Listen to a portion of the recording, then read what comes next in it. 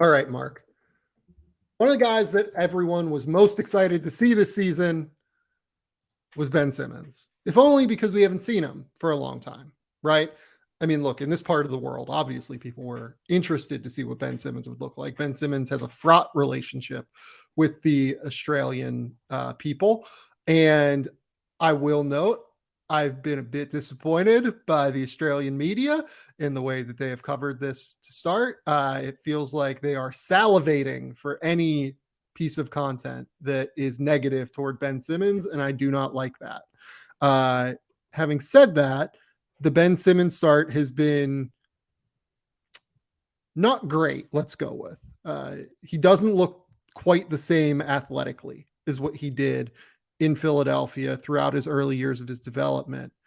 And how much of that do we think is like a potential back injury? How much of that do we think is him just being kind of a different dude? How much of it do we think is just like getting back into NBA game shape is harder than what people recognize? And like it can be difficult early in the season for guys. What do we think of this Ben Simmons start? And we'll talk about the Nets in general as we get into it. Yeah, I think to me it's kind of a culmination of everything, but mostly to me, I think it's just rust, to be honest. Like, not to totally give him a pass, but I do think you can look at this, and I think anybody who was expecting him to be back to, you know, top 15, top 20 player Ben Simmons right off rip, I think that was a mistake in critical thinking. Geez, that sounds way harsher than I intended to, but yeah, like I Yeah. don't think that, at least for me, No, I that agree with wasn't you the though. expectation. Yeah. And part of the issue too, I think this just exposes a lot of the holes in the Nets roster. Like, this is a talented roster, but I think you can look at this and be like pretty clear. And I mean, the defensive talent isn't terrible, but I just think the idea of what they are defensively, if you're relying on Ben to be quote unquote like your stopgap for everything, and you want to be a switch everything basketball team, which isn't what they're doing right now. Um, this roster's not, there's no rim protection on this roster outside Nick Claxton. And even then, like, I think it's like Nick is much more to me like he's going to make plays coming weak side. Like, it's not him being a primary rim protector. Ben has never been that guy as a help side rim protector. Like, it's much more what he can do as an off ball rotator. Um, like, Day'Ron Sharpe hasn't looked particularly awesome on defense, but I think a lot more should be made of how bad the guards have been getting around screens. Like, the way that Memphis played yesterday, they're setting ball screens like 4 feet above the line. Uh, Day'Ron's coming. They're playing more like center field and straight up drop, but he hasn't navigated particularly well. But then again, like, they just have not been able to contain anything. And again, part of that is on Ben, but it's not necessarily him getting blown up. Like, there was that play yesterday where Ja came off, I think, right slot in the second quarter. KD stunts with Simmons coming around the screen, and Sharp is like, shoot, probably like 3 feet in front of Ja, 3 feet in front of Ja. Ja just like dribbles the ball like, like 6 inches off the ground for 2 or 3 seconds, comes up, it's a floater. Like, he's just been that good. But also, like, yeah, I think a lot of this is they're going to have to do some things differently scheme wise, and it's been pretty gross. They need to do some things differently. I don't even want to say engagement wise, but like Desmond Bain just like, would, catch the ball, get rid of it, and then back cut. He did that like 3 or 4 times Yeah. yesterday. And it was just like, wait, why? Like, why is this happening? Like, how are we how are we missing this? Like, where are the help defenders? Where is the engagement off the ball? Just move with him off the ball. And look, I get it. Desmond Bain's a tough guard. Mm-hmm. Like, he is a difficult and annoying player to defend because he constantly moves. He's constantly trying to get open, constantly back cutting, constantly running off of different actions, constantly, coming up from the corner to the wing just to make it annoying on the defense, like in lifts plays. Like, it's hard. I get it. But I think that this goes toward, in some respect, the idea that this team just does not have a lot of chemistry because they haven't played a lot of Yeah. minutes together yet. Like, bringing in Ben Simmons is going to be your primary defender in a lineup with Kevin Durant, Royce O'Neal, Nick Claxton, Kyrie Irving. Your second best defender in that lineup is Royce O'Neal, another guy that's brand new. Your third best defender in that lineup, look, is probably Kevin Durant, and you can make a case that Kevin is second, but like Kevin isn't going to take on like primary defensive assignments early in the season because you shouldn't put that on him. Mm-hmm. And then the fourth guy there is Nick Claxton, and Nick Claxton is going from being like a limited minutes guy to being the starting center and, you know, averaging 30 to 35 minutes a night. So that's tricky. Like having that many new pieces playing more minutes than they've played before, it is hard. Like it is hard to just immediately have that chemistry and those rotations down. And I think that this team just needs to play together. Having said that, like there are real structural concerns on their perimeter. I was really hoping that like Royce O'Neal would help with that. The thing with Royce O'Neal though, is that he, I think the last year and a half particularly got a little bit more credit than Royce is a solid defender. Royce is not like a scheme changing defender. Royce got a lot of credit for being Utah's best perimeter defender, but like that was, you know, the best of a bad case scenario in Utah, right? Where he's playing next to Donovan Mitchell and he's playing next to Mike Conley, who's a bit older at this point. And they just needed someone to be able to step up and take those minutes. And Royce is willing to do it. And he's willing to fight defensively, but like, he's not like a crazy, crazy impact defender. The thing with Royce is that he's a pretty good shooter as well. And like finding guys who can defend solidly and shoot at a solid level while being able to make quick read passes, that's valuable. And Royce is a good player, but like, he's not going to change your scheme defensively. Ben is the guy that can change your scheme defensively, but then you kind of can't play Ben with like a non-spacing shooter like Nick Claxton is and expect it to like totally work. It feels like the lineups for Brooklyn are still difficult to figure out in terms of like which ones are going to work, I guess. Yeah, the biggest thing that I want to see is just play Kessler Edwards. I know he wasn't perfect last year, but he gave them good minutes. And I think it's like you're just mentioning, like it's similar to Royce. Like I think he has a higher defensive upside than Royce currently, just given it has more length, is a better athlete than where Royce is at right now. If Kessler's hitting shots, he's good enough to stick in there for as many minutes a game as he played last year, like playing like 15 minutes a game. And they need him for lineup versatility. Like this team, outside of Ben and KD, they're really small in what they can put out on the wings.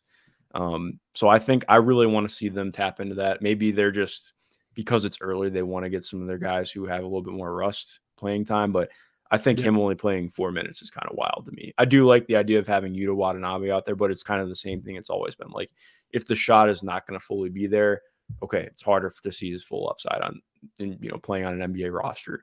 I've been really surprised that Edmund Sumner has been playing as much as he has. Like, not even that, not shade at Edmund Sumner, but it's like, that he's been over Kessler has been surprising. Like, maybe he just had a better training camp. I don't know, but as far as actual like lineup construction stuff, it just makes a lot more sense to have him out there and figure some things out from there. At the end of the day, the hinge point here is Ben Simmons. Of course. If Ben Simmons is what he has been through the first 3 games, they should probably pretty strongly consider breaking this team up and like moving Kyrie before free agency and figuring out what to do with Kevin in the offseason and going from there. Ben has been a high turnover guy that teams just are not giving respect to, like as an offensive player, right? They don't care when he has the ball, and that makes it really hard. It makes it really, really hard for this offense to work conceptually in the way that we want it to. And I will say this too, even beyond the fact that Ben Simmons is getting the rust off in terms of his injuries and getting back to playing in game shape, he's also adjusting to a new role that he's never played before. Like this is somewhat new for him to not be like, at the very least, the number 2 option or number 1 perimeter option on a team.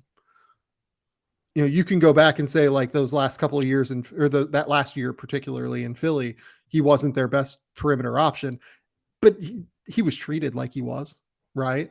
Like right now, he's not treated like that. He's treated like he is not an afterthought offensively, but certainly the third guy. And they're not trying to get him touches. They're trying to get Kyrie touches. They're trying to get Kevin Durant touches because, of course, they are. Those guys are Hall of Famers. But Ben is adjusting to a new paradigm, I think, in terms of what he is being asked to do. And there will be growing pains with that. I think they could probably do better of like getting him even more involved as a screener than what he currently is. And like part of that is that it's hard to involve him as a screener as much when you have Nick Claxton, who's going to be screening and rim running constantly on the court, right? It's kind of like the problem that the Hawks run into from time to time with John Collins and Clint Capella in terms of like getting the most out of both of those guys when both of them, like only one guy is coming up to set a screen unless you're setting like a stagger in transition or something like that. Right. So it's a weird fit right now in Brooklyn. It feels like they haven't quite figured out how to make all of the pieces work together yet. But Ben has also not looked so good to where you want to like make it work around him. You also kind of have to make it work around him. Otherwise this team doesn't have the upside. This feels like the most complicated situation in the NBA to me, bar none, in terms of trying to figure out all of the different things that the Steve Nash and that coaching staff have to finagle. Yeah, I mean, on top of the fact that they almost got fired in the offseason. Yeah, it's what a weird team, man. I think in some ways, like I mean, I'm right there with you. I think in some ways I'm almost like less worried than what consensus seems to be and more worried. Like that's a Yeah, I was gonna say like like I feel like I was less worried than the consensus was coming into the year, and now I'm like more worried after having yeah. seen them play a few games. Exactly. Like I think in some ways a lot of it is okay, this is stuff that's fixable with time, but also it's stuff that's fixable with time. Like, okay, if they really want to fix it in time, I think that they can. Like they had that really weird stretch last year. And again, granted, different personnel, but Brooklyn was like a top 5 defense for like the first month and a half of the season last year. Part of it was shooting variance, but also like they were just playing competently. And honestly, I think it doesn't take that much to play competent defense. It's just buy-in and communication. But that's if you're this team, that's the most difficult thing to get right now. So I agree that Ben's going to be a lot of it, but also, yeah, like it's got to be everyone because you cannot, they're giving up 127 points per 100 possessions right now, which is, I mean, it's 30th in the league. That's terrible. It's 3 games, but yeah, I'm hoping to see a lot better from them moving forward. Yeah, I mean, at what point do you panic? I don't think either of us are at like panic stage with this yet because it's just so early in the season, right? Yeah. But at what point are you like actually panicked about this if you're the Nets? Well, looking at their schedule right now, they play Milwaukee and Dallas on a back-to-back starting tomorrow. That's fun for them. If you are a better, whatever Dallas's team total is in that game, oh boy, Yeah. I would be looking at that one. I would be looking at Brooklyn Nets coming off of a back-to-back against Dallas. That's gonna be 140. If they're still looking like this by second or third game in November, I think I'd be pretty worried. Like, I mean, that gives them at least a 5-game cushion to kind of figure shit out because they get 2 games against Indiana across 3 days, which I think for anybody that's going to be a nice little test of like, wow, we can actually kind of figure our stuff out now, like the Sixers just had. Again, I think I really want to see more of just shaking things out with Ben. I need to see more from coaching, frankly. Like, I mean, that's been an issue last year too. Not to put everything on Steve Nash and the coaching staff, but you got to figure out the lineups and figure out ways to say. I mean, I feel like in some ways you kind of do have to force feed Ben a little bit, almost because you need to find ways to force him to be aggressive. Like he did have. It feels weird because like you're applauding like one aggressive take, but he did have a finish through contact yesterday. But again, like I'm like he's a basketball player. Like finishing through contact is a natural thing that I want to see happen from anybody.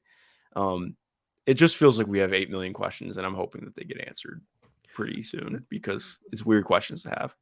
And just statistically, these are the biggest things that worry me, right? So when you play Ben Simmons and Nick Claxton together, the idea is that you're probably trading off a bit of offense for defense, right? Currently, the Nick Claxton, Ben Simmons lineups with the other three starters, Kevin Durant, Kyrie Irving, Royce O'Neal, those two teams, or that team has played 37 minutes together. They have a 95 offensive rating and a 126 defensive rating. You look at Ben Simmons' next most common lineup. It is Irving, Morris, O'Neal, Claxton. 107 offensive rating, 123 defensive rating. Durant, Harris, O'Neal with Simmons and Sharp in the front court. 142 defensive rating. You keep going down the list here. You replace Sharp with Claxton with the starters, 115 defensive rating. It's not just the offense for Ben that's been the problem so far. Mm-hmm. It's that they haven't figured out the defensive side enough. Yeah. No, I agree. They really got to figure something out there. And they've defended better when Ben is off the court is like the real worry there. And that could just be a simple matter of continuity, or it could be a simple matter of this is a real problem. But it's 3 games in, you don't want to overreact. It's just something worth tracking here moving forward. Definitely. Okay. Let's go with the Pelicans. Let's talk about how New Orleans has looked through their opening week. Zion Williamson has a hip contusion already, which is disappointing, but obviously like not something I think to be all that concerned about. Man, the Pelicans have been fun though. That first game, it took me a while to watch the Nets Pelicans game just because I had a lot going on, but man, was that a fun game? It was awesome. That was just Zion just like bludgeoning everyone. This team, getting the most out of its depth in comparison to a team that doesn't have a ton of depth right now in Brooklyn. This is the Pelicans are going to be like my favorite team to watch this year. I feel like.